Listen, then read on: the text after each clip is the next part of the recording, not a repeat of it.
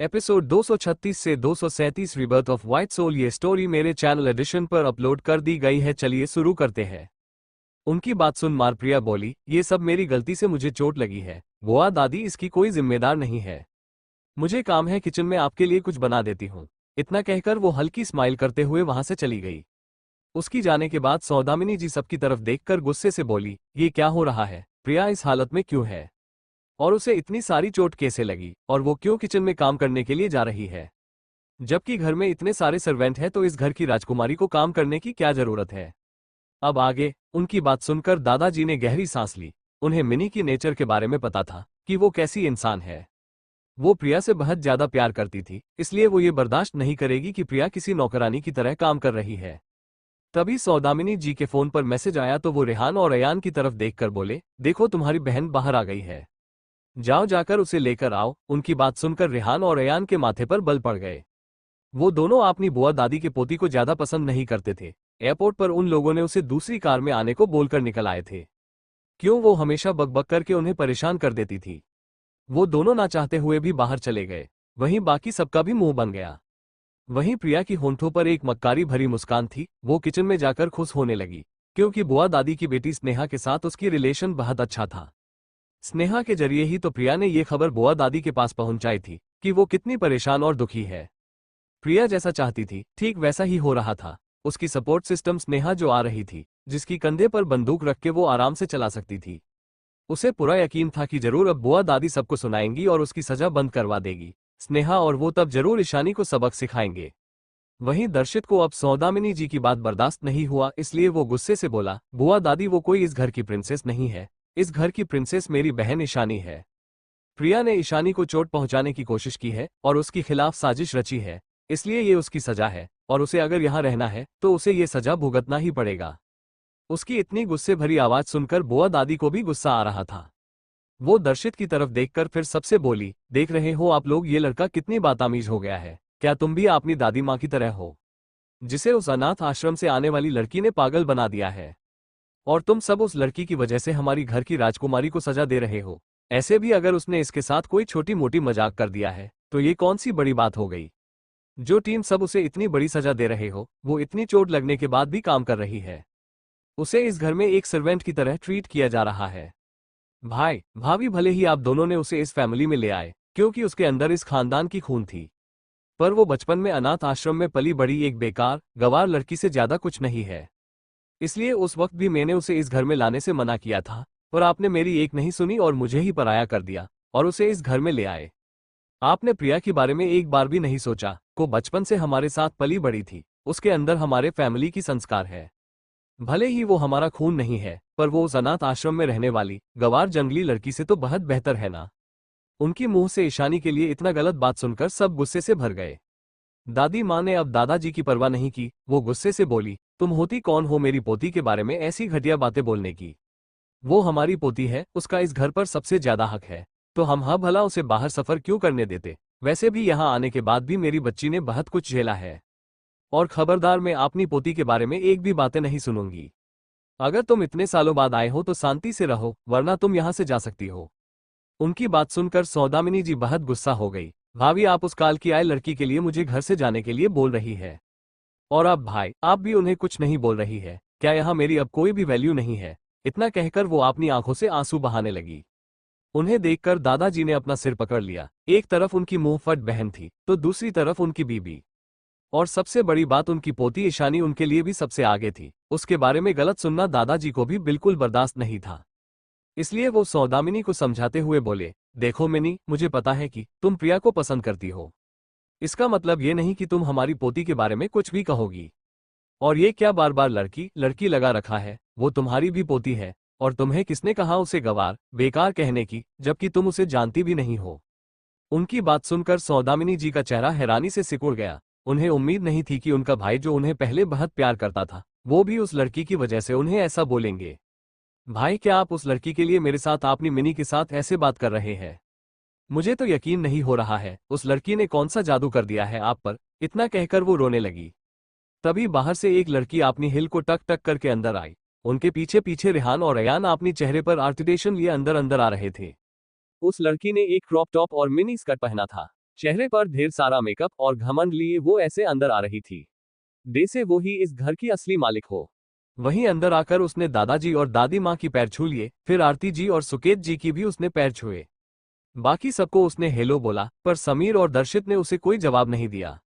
ये देखकर तो स्नेहा का मुंह बन गया, क्योंकि अपनी दादी माँ के साथ प्रिया की दोस्त होने की वजह से पहले सिर्फ दर्शित को छोड़कर समीर, रेहान और अयान उसे बहुत अच्छी तरह से ट्रीट करते थे। इसलिए दर्शित का बिहेवियर उसे नॉर्मल लगा, पर इस वक्त समीर का उसे इग्नोर करना उसे गुस्सा दिला रहा था। उसने अपनी दादी माँ की तरफ देखा, जिनकी आंखों में आंसू थे। वो जल्दी से बोली, दादी माँ, क्या हुआ, आप रो क्यों रही हो? उसकी आवाज सुन मार सौदामिनी जी बोली, बेटा शायद हम यहाँ नहीं आना चाहिए था। यहाँ तो सब इस घर की नई बेटी के लिए हमें पराया करने को तैयार है। उनकी बात सुनकर आरती जी बोली, आप ऐसी बातें क्यों कह रही है बुआ जी, हम में से कोई भी आपको पराया नहीं समझता। पर आपको ईशानी के बारे में ऐसी बात नहीं करनी चाहिए, आप तो उसे ठीक से जानती भी नहीं है। उनकी बात सुनकर सौदामिनी जी हैरानी से आरती जी की तरफ देखकर बोली, आरती तुम भी उस लड़की की साइड ले रही हो। जब वो लड़की आने वाली थी तुम भी तो उसे पसंद नहीं करती थी, तो फिर ऐसा क्या हुआ कि तुमने अपनी बेटी प्रिया को भूलकर उस लड़की को अपना लिया? तुमने तो प्रिया को बचपन से पाला है, उसके अंदर तुम्हारी दया गुण और संस्कार होगा, तो फिर तुम्हें उस अनाथ आश्रम से बड़ी हुई लड़की से इतना क्यों प्यार है? उनकी बात सुनकर आरती जी का सिर नीचे झुक गया। वो क्या कहती कि जिस बेटी की संस्कार के बारे में वो कह रही है, उसने कितना झूठ बोला है और कैसे साजिश रची है। तभी सुकेत जी बोले, बुआ जी ये हमारी गलती थी, ईशानी हमारी खुद की बेटी है। हम सबने उसके साथ बहुत गलत किया है, हम प्रिया की वजह से अपनी बेटी को कभी प्यार नहीं दे पाए, पर अब हम कोशिश कर रहे हैं कि वो माफ कर दे। इसलिए प्लीज आप ईशानी के सामने ऐसा कुछ मत कहिएगा जिससे उसकी दिल को ठेस पहुंचे। सुकेत तुम सबको हो क्या गया है? आखिर उस लड़की ने ऐसा क्या किया जो तुम सब उसके लिए इतना पागल हो रहे हो? ये तो नॉर्मल है, वो हमारी अपनी इकलौती बहन है, हमें तो उसे सबसे ज्यादा प्यार करना चाहिए और उसकी सबसे ज्यादा केयर करनी चाहिए। इसमें इतनी हैरानी वाली बात क्या है? समीर ने उन्हें देखते हुए कैजुअली बोला। उन सब की बात सुनकर स्नेहा भी हैरानी थी, अब उसे समझ आ रहा था कि प्रिया फोन पर इतना क्यों रो रही थी। मतलब सभी घरवालों ने अब प्रिया को छोड़कर ईशानी को अपना लिया है, तब तो ये बहुत बुरा होगा। प्रिया जरिए वो बहुत सारी चीजें हासिल कर लेती थी, अब उसका क्या होगा? सौदामिनी जी के मन में तो कुछ और ही चल रहा था। उनकी आंखों में कुछ ऐसा था जिसे शायद कोई समझ नहीं पाता। तभी प्रिया वहां पर टी और स्नैक्स लेकर आई। वो एक नौकर के साथ आ रही थी। उसका पूरा चेहरा पीला पड़ा हुआ था, ऐसा लग रहा था जैसे उसे कई दिनों से खाने को नहीं दिया गया हो। उस ट्रे को लाने में भी वो स्ट्रगल कर रही थी। उसकी चेहरे पर गर्दन, हाथ, पैर सभी जगह चोट के निशान थे, जैसे उसे बहुत ज्यादा मार पड़ी हो। उसे इस हालत में देखकर स्नेहा की अनेक बड़ी हो गई। प्रिया ने ट्रे को टेबल पर रख दिया और स्माइल करते हुए स्नेहा को देखकर ऐसे बोली जैसे उसे पता ही नहीं था कि स्नेहा भी आने वाली हो। स्नेहा तुम भी बुआ दादी के साथ आई हो, मैंने तुम्हें बहुत मिस किया। हम 1 साल से मिले नहीं हैं, तुम तो घर नहीं आती हो, पर बाहर तो हम मिल ही सकते थे ना। उसकी बात सुनकर ऐसा लग रहा था जैसे वो स्नेहा से नाराज हो। वो इस वक्त क्यूट बिहेवियर कर रही थी। स्नेहा और प्रिया दोनों एक दूसरे की गले लग गई। तभी प्रिया की मुंह से चीख निकल गई तो स्नेहा ने उसे छोड़ दिया। तो प्रिया सिर नीचे करके बोली, वो मेरी चोट में दर्द हो रहा था। प्रिया की इस हालत को देखकर सौदामिनी जी को बहुत गुस्सा आ रहा था। वो गुस्से की घूंट पीकर वहां बैठी हुई थी। स्नेहा प्रिया को देखकर फिर सबसे बोली, क्या आप सबने प्रिया को इस हालत में काम करने को बोल रहे हैं? आप सब ऐसा कैसे कर सकते हैं, वो भी प्रिया के साथ? अंकल आंटी आपने भी प्रिया को इस हालत में छोड़ दिया, क्या ये सब उस नई लड़की के लिए है? तभी बाहर से किसी की कदमों की आवाज आए तो सब उस तरफ देखने लगे। वहां से कोई और नहीं ईशानी आ रही थी। ईशानी को देखकर एक पल के लिए तो बुआ दादी और स्नेहा की आंखें भी बड़ी हो गई। उन्होंने इतनी खूबसूरत लड़की आज तक नहीं देखा था। स्नेहा को तो ईशानी से इस वक्त बहुत जलन हो रही थी। वहीं ऊपर जब नंदिनी ने ईशानी को आते देखा तो वो मन ही मन उस बुढ़िया और इस चुड़ैल के लिए शांति प्रार्थना करने लगी। उसे अब मजा आने वाला था, इसलिए वो नीचे आने लगी। वहीं हाल में बुआ दादी और स्नेहा को देखकर ईशानी अच्छे से पहचान गई कि ये कौन है। आखिरकार इन दोनों ने उसे पिछली जन्म में प्रिया के साथ मिलकर उसे सबसे ज्यादा परेशान किया था। इस जन्म में तो वो अभी आ रहे थे, पर पिछली जन्म में तो वो ज्यादातर उसे परेशान करने यहाँ आ जाते थे। उन्हें देखकर उसकी आंखें ठंडी हो गई, पर मन ही मन वो डेविल स्माइल कर रही थी। ईशानी को देखकर सब टेंशन में आ गए कि कहीं ये बुआ दादी ईशानी को कुछ बोल ना दे, जिस वजह से ईशानी गुस्सा ना हो जाए और उसकी तबीयत फिर से खराब ना हो जाए। दर्शित और समीर और रेहान, अयान जल्दी से ईशानी के पास आ गए और उसे घेर कर खड़े हो गए, जैसे वो बुआ दादी से ईशानी को प्रोटेक्ट कर रहे हो। उनकी इस हरकत को देखकर ईशानी को पहले तो कुछ समझ नहीं आया, फिर वो समझ गई कि ये चारों इस तरह क्यों खड़े हैं। उसे ये सोचकर ही हंसी आ रही थी कि ये लोग उसे बचाने की कोशिश कर रहे हैं।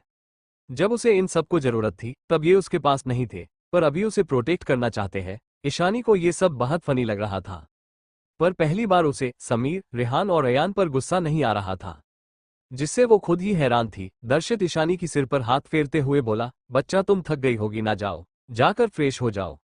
उसे ये सोचकर ही हंसी आ रही थी कि ये लोग उसे बचाने की कोशिश कर रहे हैं। जब उसे इन सबको जरूरत थी तब ये उसके पास नहीं थे, पर अभी उसे प्रोटेक्ट करना चाहते हैं। ईशानी को ये सब बहुत फनी लग रहा था, पर पहली बार उसे समीर, रेहान और अयान पर गुस्सा नहीं आ रहा था, जिससे वो खुद ही हैरान थी। दर्शित ईशानी की सिर पर हाथ फेरते हुए बोला, बच्चा तुम थक गई होगी ना, जाओ जाकर फ्रेश हो जाओ। अब आगे दर्शित की बात सुनकर ईशानी समझ गई कि उसका भाई उसे यहाँ भेजना चाहता है ताकि ये बुआ दादी उसे कुछ भी ना कहे। वहीं बुआ दादी और स्नेहा उन सबको ईशानी से इतने प्यार से बात करता देख समझ गई कि यही लड़की ईशानी है। अब तो स्नेहा और भी ज्यादा जलन होने लगी थी। ये गवार बेकार लड़की इतनी खूबसूरत कैसे हो सकती है। प्रिया और उसकी दादी माँ ने तो उसे बताया था कि ये लड़की किसी छोटी सी गांव की अनाथ आश्रम में रहती थी और बिल्कुल बहनजी टाइप की थी, पर इसे देखकर तो कहीं से भी ये लड़की बहनजी नहीं लग रही है। दर्शित ईशानी की हाथ पकड़कर उसे वहां से ले जाने लगा। तभी बुआ जी की आवाज आई, क्या यही लड़की इस घर की असली बेटी है? तो इसी लड़की की वजह से हमारी राजकुमारी प्रिया इतनी तकलीफ में है। क्या इसने ही प्रिया की ये हालत की है और इसकी वजह से ही तुम सब प्रिया से इतनी बुरा बिहेव कर रहे हो? देखो तो ये कितनी बदतमीज है। क्या इसे पता नहीं कि बड़ों का कैसे सम्मान करना चाहिए? ये तो हमें ऐसे ट्रीट कर रही है जैसे हम इसे दिखाई जी नहीं दे रहे हैं। क्या यही संस्कार मिला है इसे उस बेकार अनाथ आश्रम से? मैंने तो पी ही कहा था, ये अनाथ आश्रम में रहने वाली लड़कियां बचपन से ही बदतमीज और बिगड़ैल हो जाती है। इन बड़ों के साथ कैसे बिहेवियर करना है, उन्हें कैसे ग्रीट करना है, ये तक नहीं पता। तो फिर तुम सब इस लड़की से इतनी अटैच क्यों हो रहे हो और इतना प्यार क्यों दिखा रहे हो? प्रिया को देखो, उसकी संस्कार कितनी अच्छी है, उसे बड़ों का सम्मान करना आता है, वो कितनी प्यारी और सेंसिबल बच्ची है। और ये लड़की जिसे कुछ समझ नहीं है और ना ही इसके अंदर मैनर्स है। तुम सब कैसे इस लड़की की वजह से हमारी प्रिया से मुंह मोड़ सकते हो? उनकी बात सुनकर ईशानी की आंखें गुस्से से लाल हो गई। उसका आसपास का ऑरा भयानक हो गया। उसे अपनी पिछली जिंदगी की बात याद आ रही थी। बुआ जी जब भी आती थी उसे ऐसे ही करके परेशान करती थी। हर बात पर ताना देना, काम करवाना, किसी नौकर की तरह ट्रीट करना, जानबूझकर उस पर कॉफी गिरा देना, सब कुछ इस वक्त ईशानी को याद आ रहा था।